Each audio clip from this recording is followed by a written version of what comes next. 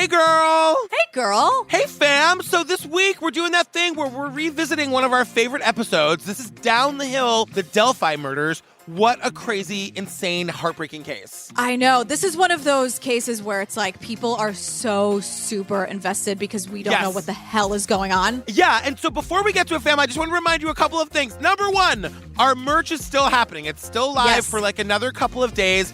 We've got the new TCO Pride merch. We've got the Ted Bundy Isn't Hot merch. We've got the Podcast Besties merch. So much stuff. There's some Let the Women merch there, too. Let the women do the work, and it even says your name on it now. Oh, my God. That's embarrassingly wonderful. I also want to remind you guys, we've added some TCO tour dates, kind of. So I am going on the road in August with Lance and Tim and Pulitzer Prize winner Maggie Freeling. Oh, my God. I know. We are taking the True Crime Obsessed live show covering the disappearance of MAURA Murray on the road. We're coming to Orlando, West Palm Beach, Atlanta, St. Paul, Dallas, and Houston. Places you and I haven't even been to yet. Yeah, no. The show is going to be great. We did the show a bunch of times a couple of years ago. It's really funny, but it also gives you all the latest updates in the case. Gillian is not going to be there for these dates. Yeah, I'm not, but I will see you all at Obsessed Fest. That I can promise you. People keep being like, why isn't she coming? I'm like, it's just the flying. We're not in a fight. Everything's fine. Oh my God.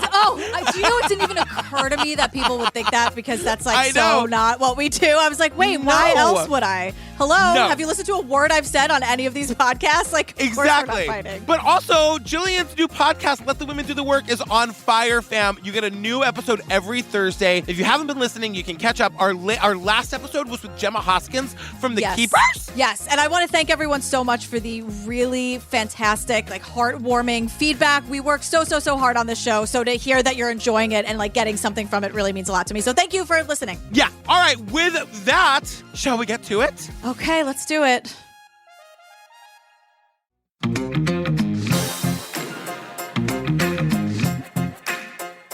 All right, girl, what are we talking about today? We are talking about, well, speaking of podcasts, we were talking about Down the Hill, the Delphi Murders on HLN. So HLN made a podcast called It's called Down the Hill, the Delphi Murders, which I totally listened to. Yes, me too, actually. I loved the podcast, and then they developed it for TV, and that's what we're covering. Yeah, and they remind us many times about the successful super hit podcast that was Down the Hill, the Delphi Murders, which is great. You know what, though? It was really good. I love supporting other true crime podcasts. It was really good. Go listen to it if you haven't. Yeah, it would be us if we were like, did you guys ever hear of True Crime Obsessed? Right. We're now doing True Crime Obsessed, the TV show. Oh, that would be so fun. That would be really fun. If there are any producers out there, we're taking meetings. We're available. 2 missing juveniles. We had a sense of urgency. We need to find them. Liberty, Rosalind German. Something's different about this. Abigail Joyce Williams. Can they make it through the night? Last seen at the High Bridge in Delphi, Indiana. What are we going to find down here? What am I going to see? And he said, Carrie, they found the girls. And I had like a split second of, oh, thank God. But he didn't say anything else. Killer on the loose after 2 teenage girls go hiking in the woods and are found murdered. Investigators calling the crime scene a complicated one. We believe you are hiding in plain sight. I have nothing to do but hope and pray. And you want to know what we know. I hate waiting. I hate it. I'm not going to give up. We can't give up hope. And one day, you will. They fought till the bitter end. And we should do the same for them. So we get like 6 coming up ons and 1 coming up on. They basically tell us about the town of Delphi, Indiana. A small historical town that was once the epitome of the innocence of middle America, where neighbors knew neighbors and parents would allow their children to play on the streets alone, worry-free.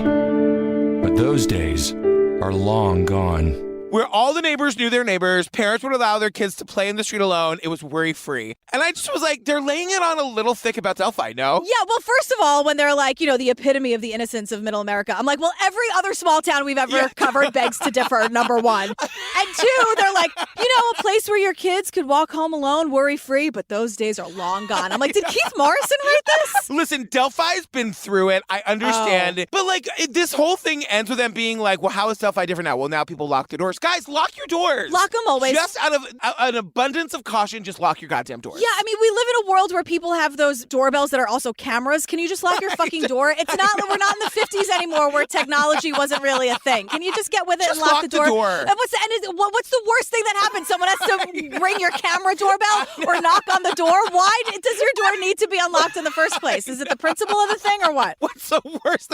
Someone hear this. Nance, hello? You got that pie ready or what? That's the worst that can happen. Someone raises their voice to talk to you through your door. Lock it. Just lock it. I did not think we were going to find any laughs in this one, girl. Wow. I did not think this was going to be funny at all. Oh, God. So we meet the hosts of the podcast, Barbara McDonald and Drew Iden, and they were the hosts of the podcast, and they were the hosts of the TV show now. Yeah. You did it. You did the podcasting dream. You made a podcast that got turned into a TV show, and you got to be on it. You nailed it. Seriously, cheers to you. Barbara and Drew, you really did it. Good job, everybody. Barbara and Drew, do you know any producers that maybe? Why has nobody turned this into a TV show? That are into the comedy it's of it all? Not for lack of trying, you guys. You know why? Because they're true crime comedy. Pass. Pass. Pass. You said they were funny? Oh, no. And he's what, loud? Right. Wait, gay and a woman? Pass. Hard pass. Do you have any mediocre straight white dudes who just want to talk shit and be misogynistic? Zach Baggins or Bagans or whatever? No. But no, let's put them on every network and give them, Let's keep letting Billy make TV shows. They're good. Well, yeah. Because he has Alexis. And Payne, you get to keep making TV too, my friend. Yeah, because of those eyes. Because I said so. Because of those eyes. Come on, we get it. So, look, they did the podcast and they've come back to Delphi because the mystery consumes them. It consumes everyone. And there's updates in the story. They're back in Delphi to continue telling the story. Right. So our victims are Liberty German and Abigail Williams. Yeah. And they walked across an abandoned... They're 13-year-olds. 13. Yeah. And they walked across an abandoned bridge. And then Drew goes... From there, it gets very murky, with facts and evidence clouded by rumors and theories. From there, it gets very murky. And I'm translation, and that's basically all we know. Yeah, because that's kind of it. That's kind of it. Yeah. And, the whole thing that's so scary is, as I'm sure you all know, this is an unsolved crime. The person is still out there. This could happen again there. It could happen again. It happen again in your hometown. Yet another reason to lock your goddamn doors. Yeah. It's, very unsolved. Yes. I know it's, either you're pregnant. You can't just be, a little pregnant. Yeah. It's, either it's unsolved or it's solved. But this is, super unsolved. I am with everybody in this town who's but why is it unsolved? There's more evidence in this crime than in anything else. Oh, my God. So we meet Libby's older sister, Kelsey. She's fucking awesome. And Kelsey takes us through the events of the morning. So this all happened on February 13th, 2017. And it was a Monday. And we learned that the girls, Abby and Libby, had a sleepover the night before because Monday school wasn't in session. So that morning, I actually slept in. The girls were up already. I was in the bathroom getting ready to go to my boyfriend's before work. Kelsey sounds 35 years old. I'm going to just swing by my boyfriend's house before work. It's she's got a full checklist. Kelsey is on it. The thing is, too, we don't get a lot of backstory, but something happened in Kelsey and Libby's family. They live with their grandparents, and their mom lives 250 miles away, and they seem close. The mom is here. Yeah. But I think that Kelsey does a lot of, taking care of Libby. Yeah, they call it something here when we get there. Yeah. Because I made a note about it. Yeah. How they describe everything. But, Kelsey and Libby seem unusually close for sisters of that age difference. Yeah. So Abby and Libby ask Kelsey, they want to go to this bridge. They want to go to this place. And Kelsey's like, all right, I'll drop you guys off at the bridge. And then Derek, Kelsey and Libby's dad, was going to pick them up. Yeah. So Kelsey walks us through the whole thing. She says she drops them off at 1:40 p.m. And I made sure they both had the sweatshirts that I told them to take. And I told Libby I loved her. And I watched them walk away. She goes, and I watched them walk away. Yeah, and the thing about this bridge we'll learn later, this high bridge is off limits technically, but it's in a park and I guess easy to get to. Yeah, everyone goes, teenagers and, young teenagers, 13-year-olds and 18-year-olds alike. They all go there, but technically it's closed off to the public. Yeah, it's time, Delphi, Indiana, it's time to knock that fucking bridge down. Or at least repair it. I have a rant coming. I know.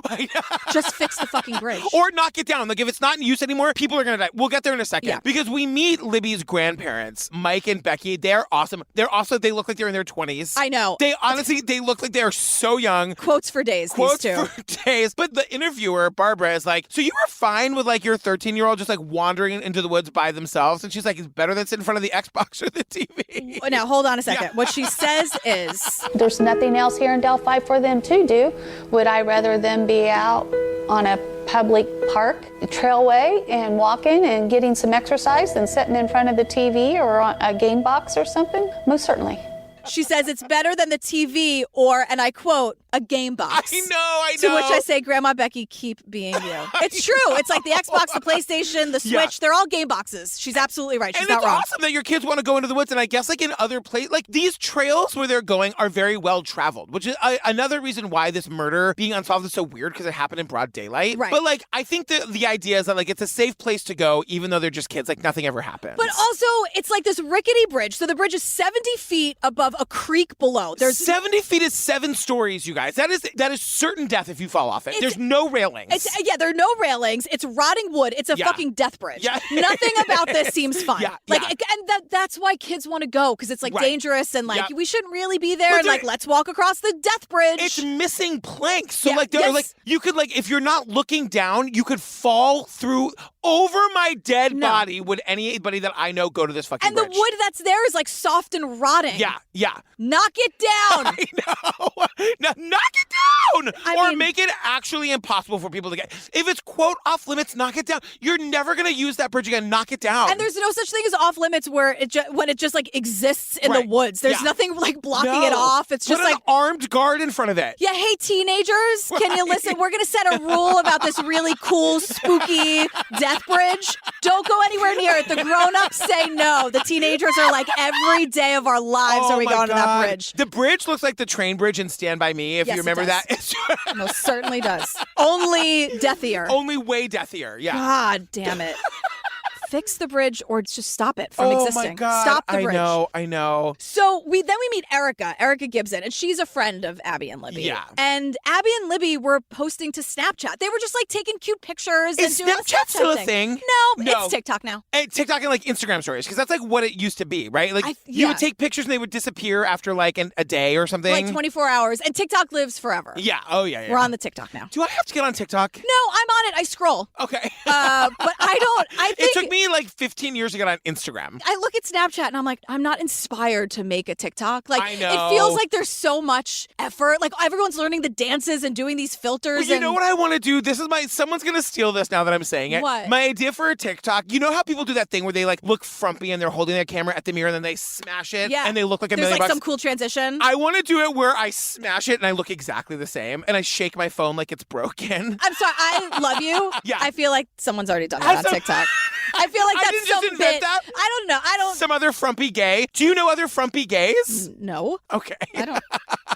I only have eyes for you. Frumpy gays, I'm telling you, that's my bit. I'm going to do it if I ever get on TikTok. It's mine. I reserve. Copyright Patrick Hines 2021. Yeah. Okay. I'll let you have it. Okay, thanks so much. Been through a lot today. I'm going to let you have this one. So here's the other thing we learn about this fucking bridge. When you walk across it, if you live and you get to the other side, it's a dead end. You literally have to turn around and go back across the death. There's nowhere to go. The only way to cross that bridge is to do it twice. Yes. The far side of the bridge has no trail. The woods have taken over that part of the abandoned rail line, so kids that walk the bridge to the far end commonly discover that the excitement ends there and turn around and head back the way they came. It's not like you can like then go into the woods and walk down and like cross the creek on foot and then come out. No. Because it's 70 stories up, so you can't just like it's not make 70 stories. It's 70 feet. 70 feet. Honestly, it's the same exact thing. I know. To me, once it gets past like 5 feet in the air, it's death. I loved 1902 when they were constructing this train bridge. They're like, you know what, let's make that part of it 70 stories. Yeah. But boss, the actual overpass is only 7 stories. No, let's make it 70. What are you, a woman? Shut up, you dummy. We're doing it my way. 70 stories. It feels 70 than stories. The Empire State Building. That's what it feels like, though. It's all the same to me. Oh, boy.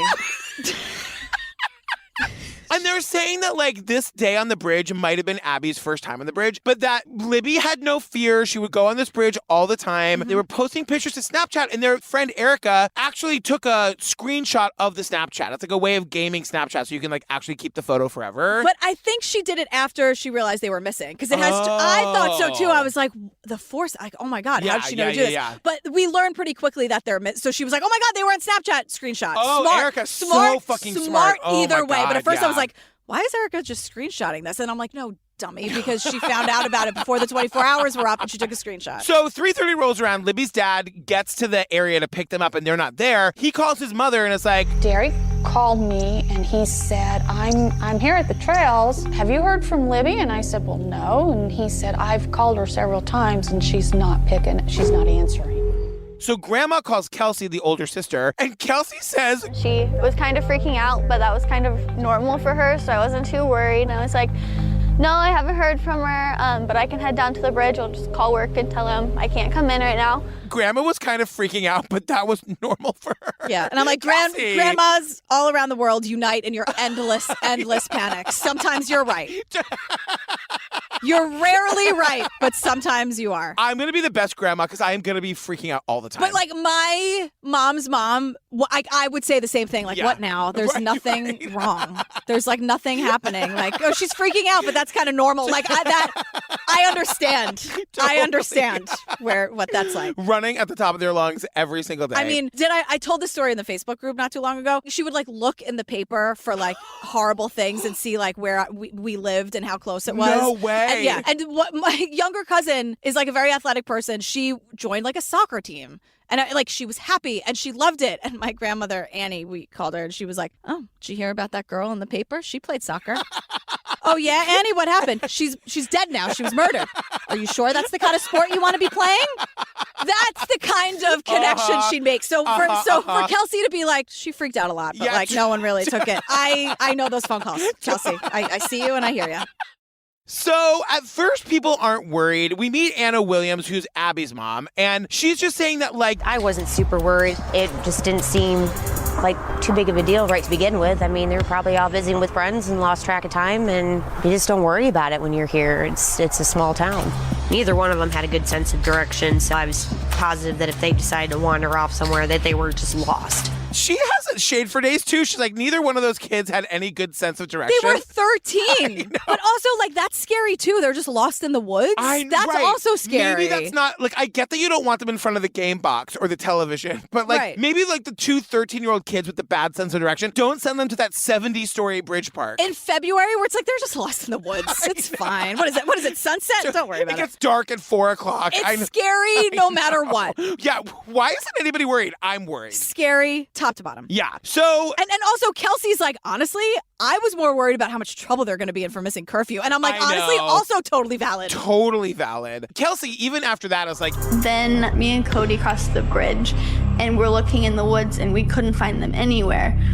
That's when I started to realize something was really wrong. That's when she's like, oh, fuck. Like, something's really wrong Because here. where else could they be? If they're not, like, there, then where the hell are they? So we meet Carrie, and she's Kelsey and Libby's mom, and they describe, quote, due to a bit of a complex family dynamic, Carrie was living and working near Lexington, Kentucky at the time. They really, really don't get into it. And we learn, like, Carrie was living and working in Lexington, Kentucky, which is 150 miles away. Yeah. And Kelsey and Libby were living with their grandparents. Yeah, but, like, the dad was going to pick them up that day, so complicated family dynamics, you nailed it. And that's all we know. Yeah, that's all we know. But they're all here, and they all loved Libby and Kelsey very much. Yes, yeah. I mean, there could still be a lot of love in complicated family dynamics. Absolutely. And now it's like 5:30. The search is officially beginning. Right, and everyone's saying, like, well, maybe they're 13. Maybe they just, like, ran off with some boys and they're partying and drinking. Everyone who knows them is like, absolutely not. They would never do that. Very scary. Yeah, also very scary. Also a very terrifying option. Absolutely. So it's 5:30. You know, they're knocking on doors. They're looking everywhere. It's getting dark. It's super cold. And that's the thing. Like, it's the getting darkness of it that is like, oh my God, you know? And that's that sense of urgency. Like, there's a knock at the door and it's like 2 young girls are missing and the sun's going down. People are joining the search. Yeah, like, oh, fuck, let me get my coat. I'm coming out with you. 1,000%. The podcasters really, like, go, like, out of their way to point that fact out. Like, the people of this town are awesome. Yeah. And they are very invested and worried about these girls. Yeah. This has nothing to do with anything. You should lock your doors more. I know. Having an unlocked door did not lead to this tragedy today. I just want a reminder. Again, the worst that can happen is you hear a little bit of knocking. That's it. Small price to pay. For the peace of mind. And you lock it when you go to bed, though, right? I was gonna say, I sit bolt upright sometimes at 2 a.m. when I'm like, oh my God, did I lock the door? You did I live in an apartment building. Yes. You have to, like, get in the front door of that building and then somehow up to my floor and know that my door is unlocked. Like, pick your door. Right. Like, I think I'm going to do that one today. But lock it. I have been broken into while I was at home and asleep. Simply Safe is back. Just kidding. Just kidding. But that's why. But it's true. Because you've lived it. And they also say this horrible thing about how, like, I remember the one moment when Becky had said, Libby's afraid of the dark. She would not wouldn't choose to be out here if something wasn't wrong. And that was really the first time I considered the fact that there was something very serious. There's no way she would be out there in the dark on purpose if something bad hadn't happened. Yeah, exactly. Or if they lost track of time or whatever. Like and they also would have called somebody. Exactly. You know? Right.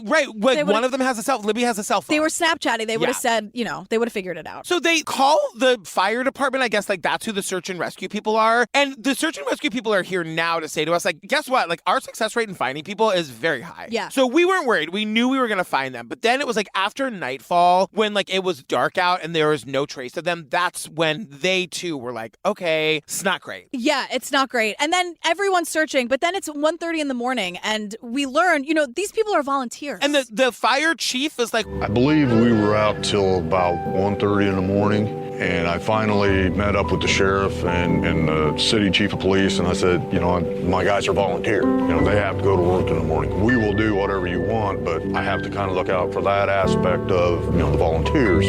We all want to help these kids, but like they got to go to work too. Yeah. So they're going to send them home. And Grandma Becky is like, please don't go. And she says they don't have coats. Like, will they be able to make it through the night? And one of the officers says to them, they have youth on their side. Which is like, no, that's not an answer. Right? That's kind of the opposite. You know what I mean? What the fuck does that mean? They have zero.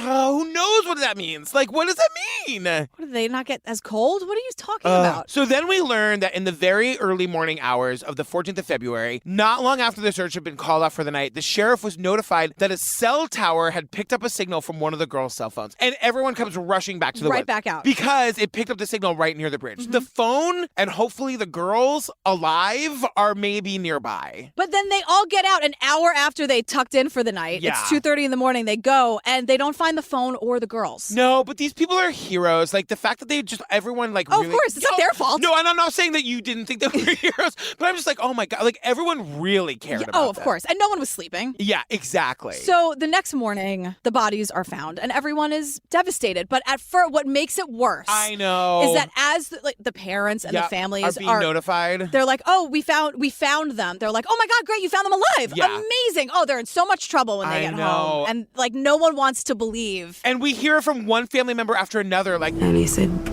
Carrie, they found the girls. And I had like a split second of, oh, thank God.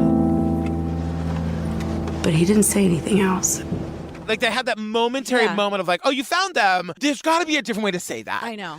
I don't know what it is. Well, you probably hear the first part of it, and then you just say, oh, alive, right? Yes, like you, the family member, you need to hear that. You need to. I know. And the girls are dead. And they were found about a quarter mile from High Bridge. This is where like the documentary takes a pause to sort of tell us about Libby and to tell us about Abby. And they were just wonderful kids who loved their families and they were really active and they were good, sweet, amazing young girls that this happened to. Yeah, like Abby was really curious about bugs and nature and, I was like, not me. Yeah. Actually, you guys would be surprised to know when I was a little kid, I was really curious about bugs. I used to have like a pet gardener snake. Garter snake? I don't know how you say it. Oh my God. I like actually would actively go looking for little snakes. I was obsessed. That time where you almost blacked out because I was telling you a snake story, you couldn't handle it. I know. You used to have one.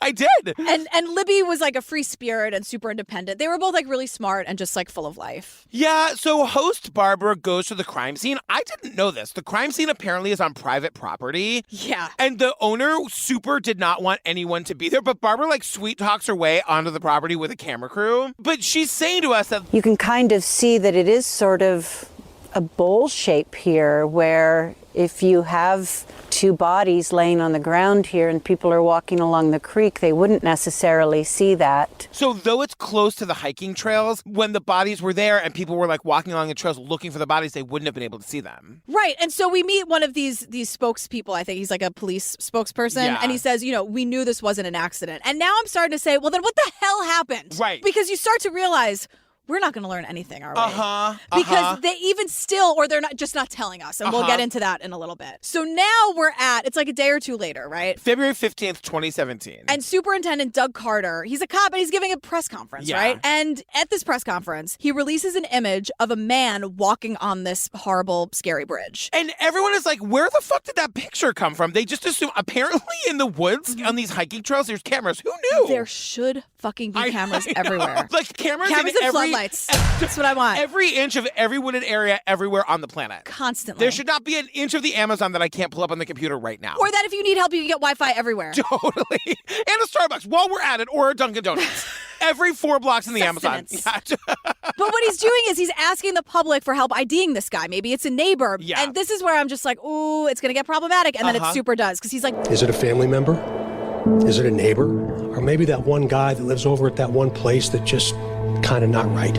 maybe it's that one guy who lives in that one place and he's just kind of not right. Can I remind everybody that Boo Radley is the hero of To Kill a Mockingbird? We gotta stop. And he even says that one guy who lives in that one place, he doesn't even know where he's going with it. But he's basically like, you know the weirdo? Yeah. Let's haul their asses in. Oh yeah. I know. We gotta stop doing this. I know. Absolutely not. But also, like, that doesn't even work. Right. But so this guy is now, which is insane. Like, Delphi is not a big town. This is just the beginning of me being like, how do we not know who this is? I know. How do we not know who this is? It's also, again, like, not the best photo. Yeah. He's wearing a hat. You can't really see his face. But you know what? I will say, they say he's wearing a distinctive jacket. Like, he's wearing a jacket that, like, somebody who saw this picture is like, oh, I know that jacket. Like, it's distinctive enough that you should be able to know who this is. And interestingly enough, the last time I saw it was February 13th, and now it's gone. And there, what was that, a fire in my backyard? Weird.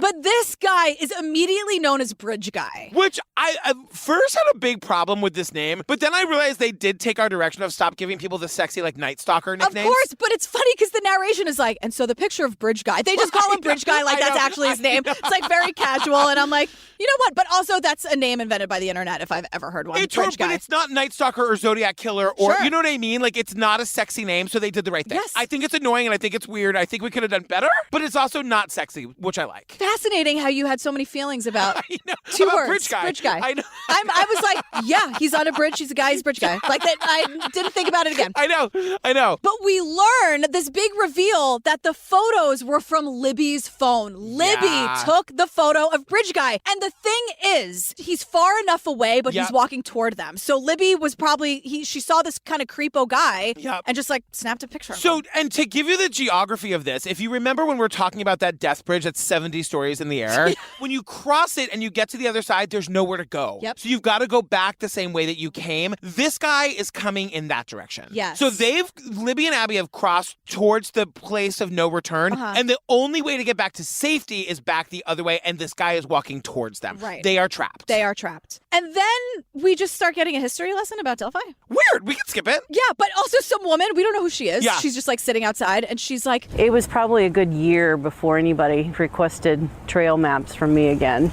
And we used to have requests weekly. No one wants to go on the trails anymore. I know. Okay, after this happened, it took like a year for people to start asking for trail maps from me again. They used to ask me for trail maps like weekly, Barbara. I know. And then it all stopped for like a solid year. No one wants the trail maps. I gotta say, I'm actually surprised. I'm surprised that everybody who listened to this podcast didn't make a beeline for Delphi to go see or this a shit ton bridge. of YouTubers. I know. Ugh. Guess who wants to go see the bridge? You. Me. But not for like a gross reason. I want to see it. I want to be there to burn it down so that we never have anything horrible. We should have a burning it down ceremony. Great. Remember that time we covered that case where we were going to buy that house and knock it down where he kept the Monster ladies? Preacher. Yeah. Oh my God. Should we buy the bridge? Yeah. Can we buy the Delphi No, bridge? I'm just going to burn it. I'm not buying. Like, I'll donate whatever money needs to be donated. But and like, don't buying. let Zach Baggins get fucking his hands on any piece of that bridge. You know he wants to. You know what? That guy's got a museum. Zach. I know. With Annabelle from The Conjuring. I know all about it, okay?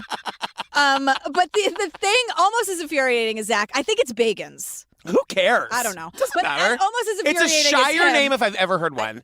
They all live with Bilbo. But it's Bilbo Baggins, and everyone in the Facebook group is like, it's not Baggins like Bilbo. It's Zach Bagans. You guys, I love you so much. I don't care what his fucking name is. I don't care. But almost as frustrating as his existence is the fact that this picture of Bridge Guy looks like everybody and nobody. Yes, That's Bridge Guy. I know. You guys, it's Bridge Guy. Bridge Guy. He's not like Hottie Bobati or whatever. He's Bridge Guy. I'm glad that it's not the Night He's Stalker. accurately named Bridge Guy. He's a guy on a bridge. A million %. It's wild to me that you care so much about the name Bridge Guy. He's a guy on a bridge. It's like, it couldn't be more perfect. I know. It's exactly what it is. So 1 week after releasing the bridge guy photo, there's another major development. Yes. And so they tell us that Libby, amazing fucking Libby, had the presence of mind. Like, remember, these girls are cornered and they know some shit's about to go down. So Libby had the presence of mind to turn her video camera on, but to put it in her pocket. Again, we don't know. We're guessing about everything. But we do know that, like, there's some video of him and there's some audio of him that she was able to capture. And in this new press conference, they give us some of that audio. Right. So they release 3 words. And now this is, we've done this a zillion times before. They play it a couple times. It's bad quality. Of course, it was probably the phone was in her pocket or whatever. Yeah. And it sounds like someone saying down the hill. Kind of. I would not have known that that's what he was saying. I hear it because they're telling us that's what he said. And we've done this 1,000 times. And then we talk to all the parents and the grandparents and they're like, I heard like nothing. I heard nonsense. Yeah. And then we all heard down the hill because they told us they were saying down the hill. And they also say, again, us like saying that Abby and Libby were cornered because that guy's coming the only way they could have gotten back out. Everyone, including the cops, is guessing. But where that bridge ends, apparently there is a hill. Yeah. And it seems like he was telling them to go down that hill. And the bodies were found right near it. Yeah. So they're just kind of putting it together. But the thing is, like, here's what everyone knows, right? Libby took the photos and the video and the audio or whatever. And right now, everything we know about this case is because of Libby. Exactly. It's amazing. Exactly. It is absolutely amazing. And so I'm sitting here, I'm like, well, it's not the best audio and it's not the best thing, but between all that, it's a small town. Like, we have to know who this guy is, right? That's coming up in part 2, right? Please, Goddess? Yeah.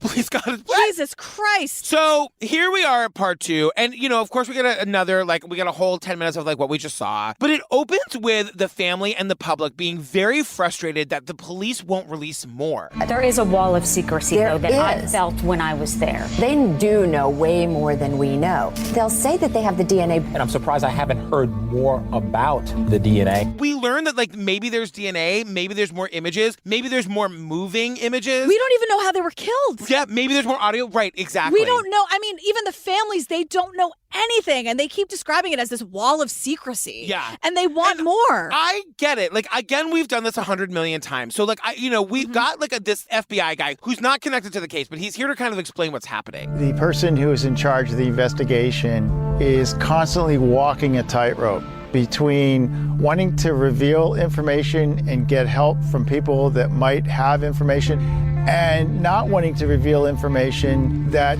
only the offender will know that he did. If they find a person that they think did it and they can get him to confess, he will confess to things that only he and the cops know. Sure. They can't tell them everything. I get that, but I'm going to have a lot of questions coming up. Okay. Because by July of 2017, they release a composite sketch. Fucking how? I mean, how? They release a composite sketch of like a full-faced person, like a photograph. And he's like this middle-aged, kind of chubby-looking guy. Kind of looks like he's like a guy. Yeah, right. And at the same time, it's like that photo of the Zodiac Killer that looks exactly like D.B. Cooper, who looks exactly like that guy from next door, who looks exactly like the guy. Like, right. This guy just looks like kind of like a schlubby middle-aged guy, like me. Look at a picture. Look at my headshot, you guys. It's gorgeous. But then it's one of these things. Now everyone is looking at everybody, and Grandma Becky, she's like, it didn't matter where you went, you were looking. I made so many people feel uncomfortable. It goes 0 to Salem witch trials really fast. Remember in Scream where Jamie Kennedy's like, everybody's the suspect? Yeah. That's what it was like in the middle of the video store. You know, as awful as that is, what that means is like everybody wants to fucking find this guy. Right. You know? And because Delphi seems like a small town, and we'll get more into this later, but in case I forget to say it, I'll say it now. Yeah. They think that this guy probably is local. They think that like you would have to know about that bridge. You would have to know that like there's no way out for those girls if you were to get them. They're like, it seems like somebody who lives among them. And also didn't flee for whatever reason, decided to stay and work at the hardware store or whatever. Yeah. So Grandma Becky's like, oh God, the people I made uncomfortable. I kind of can't believe it. Grandpa Mike is like, it's not something we're supposed to do in our world, but I have no problem staring at somebody. It's just part of it. That's just, I can't, it's within me now. I got to look.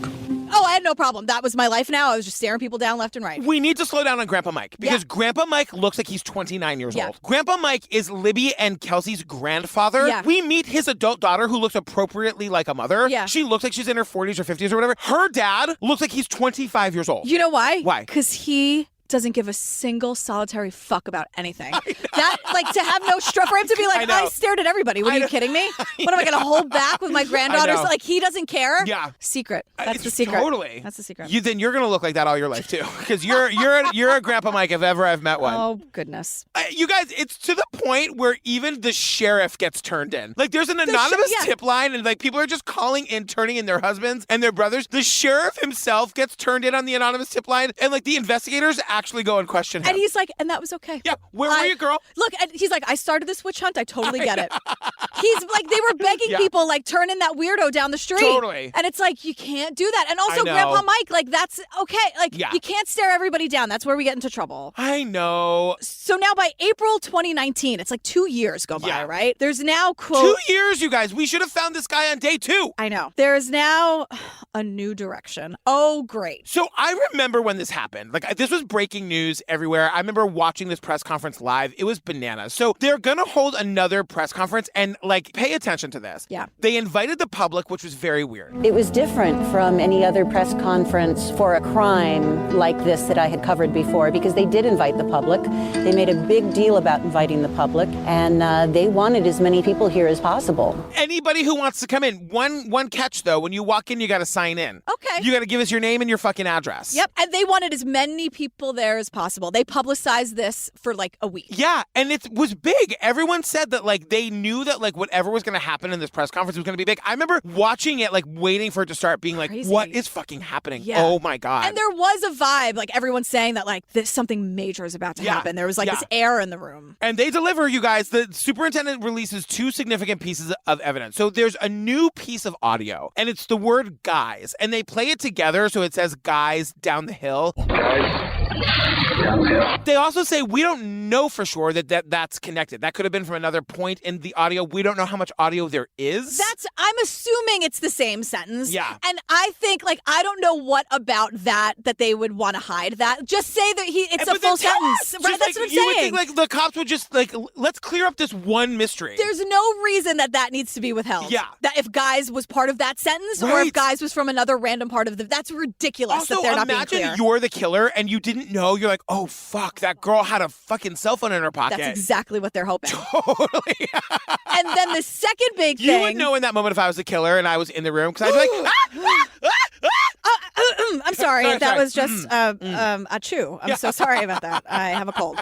And the second big thing is that there's video. Yeah. So Libby is incredible. Libby just had the foresight. She knew some shit was going to go down. Yeah. And she took this video and audio, like, totally on the slide. And so that first image of Bridge Guy is a screenshot. I'm sorry, Bridge Guy. It's Bridge Guy. I know. What am I going to do? You're just saying it so normally now. They do it. Like, we've just accepted that that's his name. I don't understand what other name he could have. He's a guy on a bridge. Yeah, bridge guy. All right, bridge guy. Yeah. So the image of this bridge person. Guy. Yeah. That we saw earlier is actually a screenshot of a video that Libby took. So we see him walking. Yeah. What they release is, I just say, like, it's kind of like a boomerang on it's Instagram. Like 2 seconds. Right. And it's just him, like, walking. So what they're saying is, like, I know you can't see his face. Yeah. But any mannerisms of someone you know? But so in the same breath, they're like, remember, he is walking on the former railroad bridge. Because of the deteriorated condition of the bridge, the suspect is not walking naturally due to the spacing between the ties. Pay attention to how he's walking. Pay attention to his gait. Oh, by the way, because he's on that bridge with missing planks, that, he's like, probably not. Old bridge. Yeah, he's probably not walking how he walks in real life. Mm-hmm. Sheriff! Like, what? And also, can we just fix the bridge or just not have the bridge or just also. It's 70 stories in the air, you guys. That's what it feels like. And so they're also saying you can't see his face, but if anyone walks a little weird and then add some more weirdness to that, it's probably your next door neighbor, right? Yeah. You guys, we can't do this.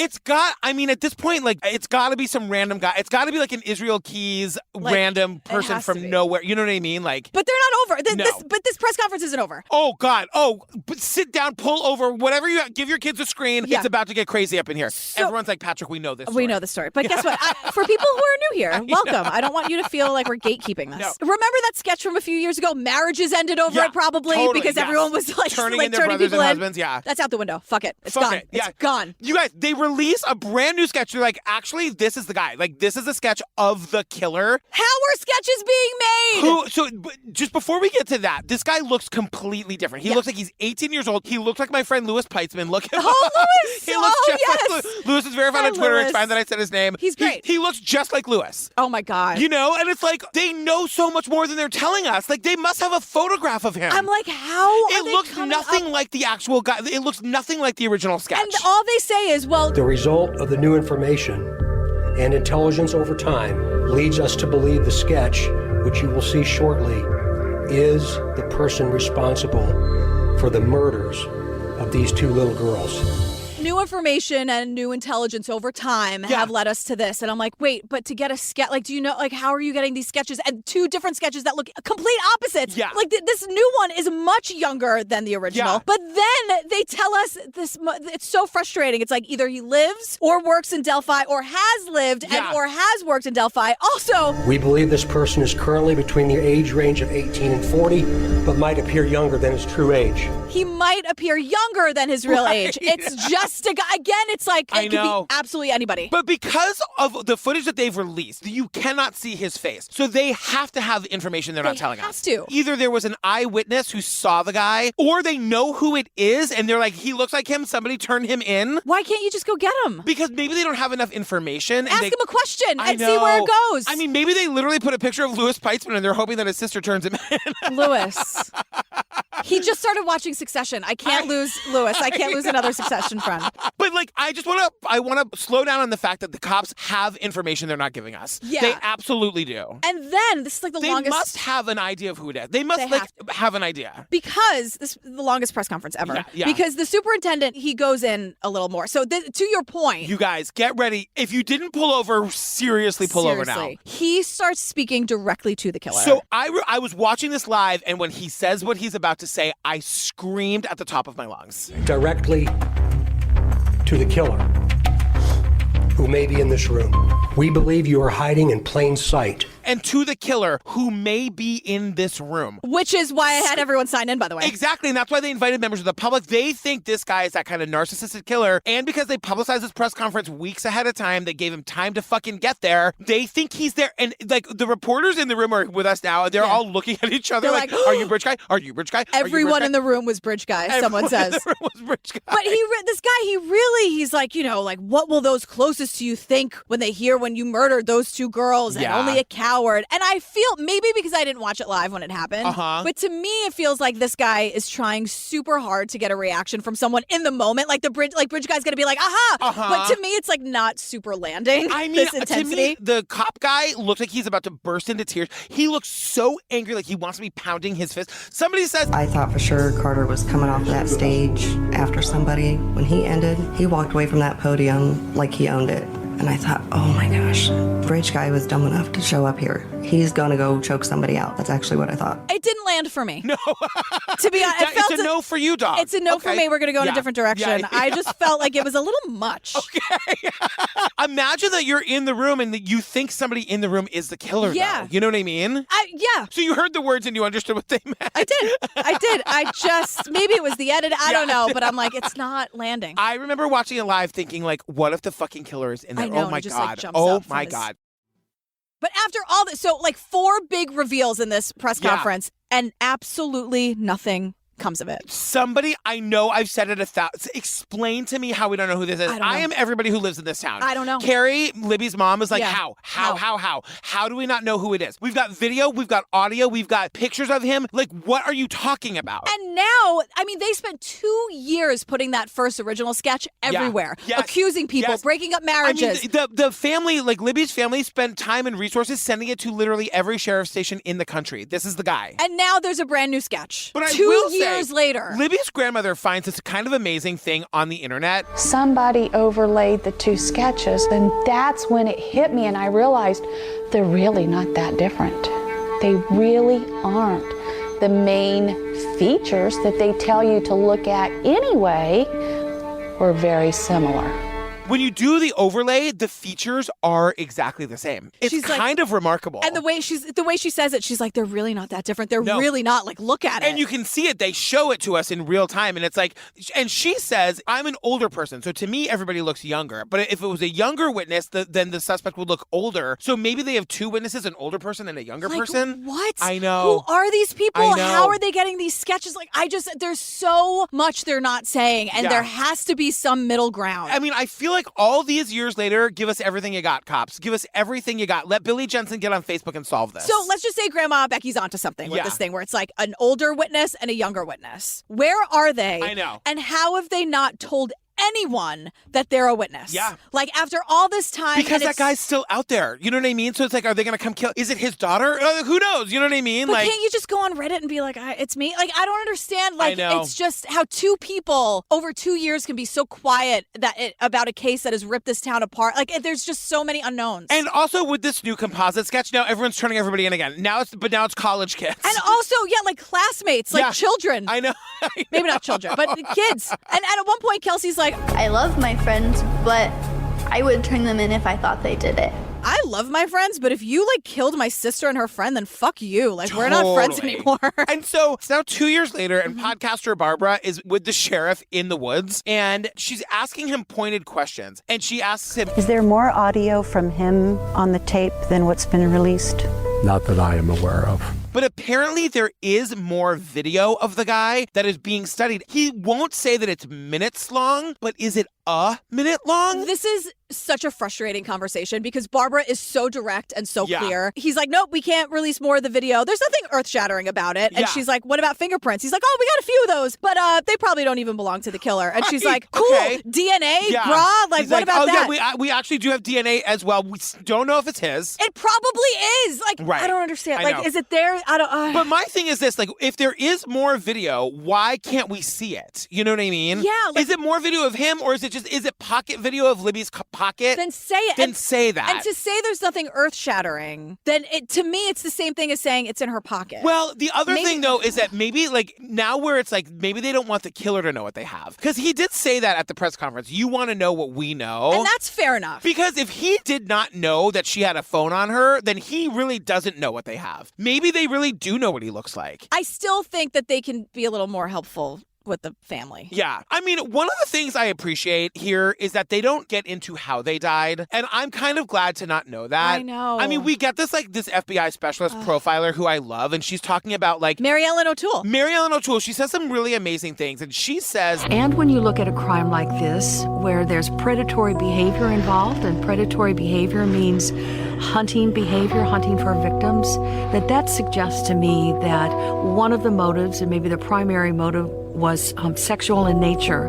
We are to assume that he probably sexually assaulted these kids, and I'm glad that we don't get into it. My other thought is, if you're a lone killer, how do you subdue two 13-year-old girls at the same time? I know. And then, like, does that mean they knew him? The way he said, like, guys, down the hill. The way he said down the hill. Yeah. It feels like maybe he knew them in some way, maybe? Or am I just, like, because speculating? The other thing Mary Ellen says is that this looks like the kind of, like, she's been doing this for years with the FBI. Oh, she's worked out the collar bomb case, the Evil Genius. Oh, she was on that case? Green River Killer, Ted Kaczynski, Elizabeth Smart, Natalie Holloway, Columbine shootings. I mean, her resume is out of control. So she knows everything, and she was saying that, like, the thing about this kind of killer is that if it was sexually motivated, he had to have known the area. He had to have found a place that was isolated where he could have, like, some element of control and then wait for a moment of opportunity. So, like, she is saying that he probably is local or at least knows the area really well. And it's like, it's such a small town. Yeah. How do they not know who it is? I know. Because she also says, like, he's very relaxed. He's not in a rush, even when he's walking. Yeah. She also says, when an offender commits a crime outdoors, they can't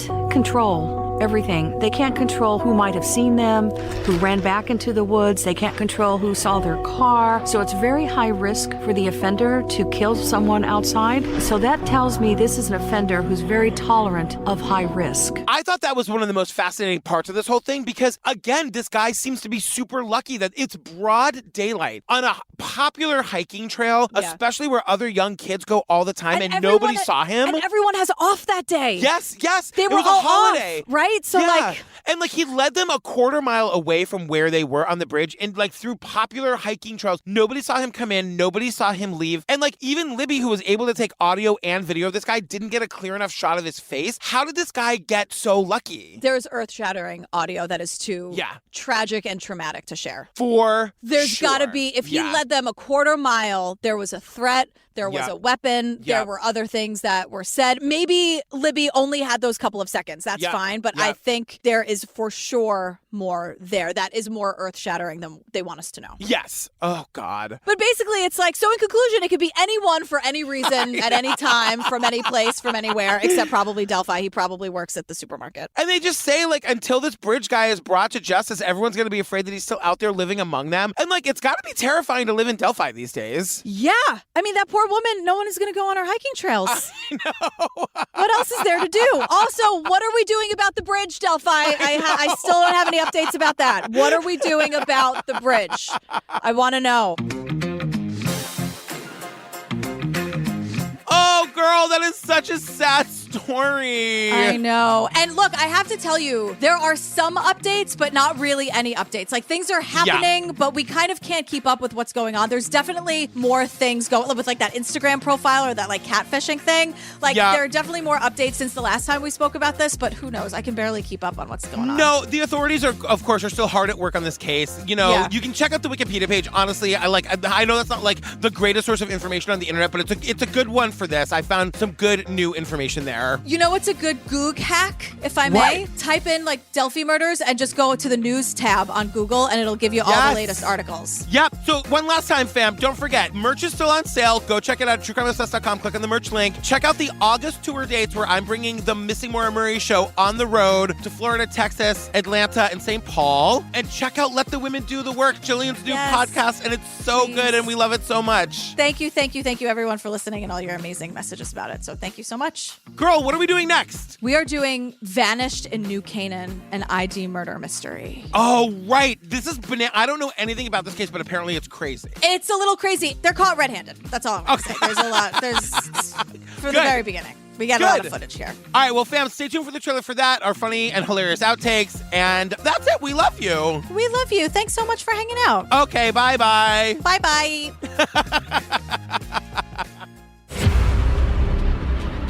As part of this timeline, we seek video surveillance from homes or businesses that have cameras which capture vehicular activity on roadways. It's an ongoing mystery that has gripped the nation. Police in Connecticut are investigating the disappearance of a mother of 5 children. Jennifer is the focus of this story. Whatever happened to Jennifer happened inside that house. In this special, we join authorities scrambling to find Jennifer Farber-Dulos. This is incredible police work. Over 400 pages of affidavits and search warrants. The trail of evidence reveals dark secrets. There were problems lurking underneath. He wanted her to stay with him, whether he had one affair, 80 affairs. Before the case is solved, a stunning twist. I'm watching the news and they're performing CPR in his driveway. The victim here is Jennifer, who is still missing.